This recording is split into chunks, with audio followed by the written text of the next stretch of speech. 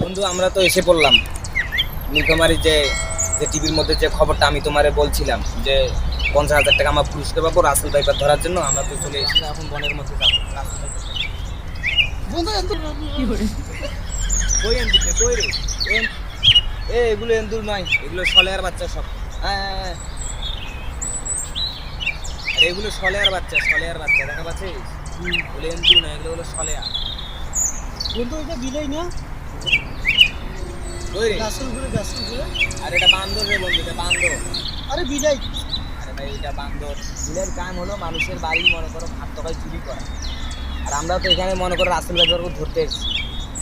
তোমার তো শুনাইলাম 50,000 টাকা পুরস্কার।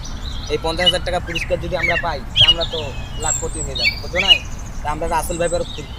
তুমি এবার এই বারে বারে আমাকে বিলাই ইন্দুর এগুলো কথা বলি। বন্ধু আমরা কিন্তু রাসেল ভাইপারের কাছাকাছি চলে এসে গেছি। হ্যাঁ আমাদেরকে কিন্তু এখানে মানে ইয়া করা যাবে না, বুঝছো? তো দেখি রাসেল ভাইপার সামনে কোথাও আছে নাকি। বন্ধু এখানে একটা কিছু আবার শব্দ হচ্ছে আমিও তো শোনা পাচ্ছি শব্দটা কিসে। এই দিক থেকে বন্ধু এটা তো বাঘের শব্দ মনে হচ্ছে। শব্দটা কোথায় এই দিকে বন্ধু? ওই জায়গায় তো বাঘ দেখা পাচ্ছি আমি। এই বাঘটা হ্যাঁ বন্ধু ওইখানে আসো আসো আসো লুকাবো, আসো। কি করে বন্ধু বাঘের বাচ্চাটা কই গেল? ওই মাথার ঠিক বাঘের ভয়তে তো আমরা এখানে আইলাম। রাসেল ভাই করে খুঁজে আসিস ভাই। আরে এই ফোনটা কি রে? এই বাঘটা বলতে গেছে।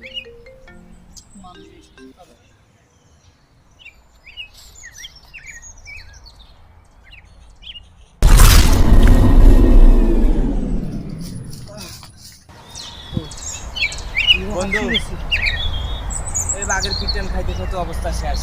আজ রাসেল ভাইপার ধরা হইবে না নাকি তোমার পাইছি। চলো আর একটু দেখি বন্ধু। কি করে? রাসেল ভাইপার হ্যাঁ বন্ধু এইটা ভাই অবশেষে পেয়ে গেছি। হ্যাঁ দেখতে পাইতেছো?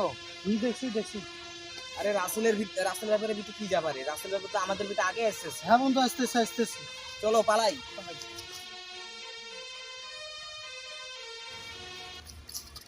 ও দাঁড়া এদিকে।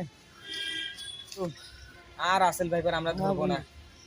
রাসেল ভাইপার ধরতে এসে আমরা বাঘের পিটানি খাইলাম, আবার এই সাপের। আমরা সেই 50,000 টাকা আমরা চাই না। চলো আমরা বাসায় যাই। চলো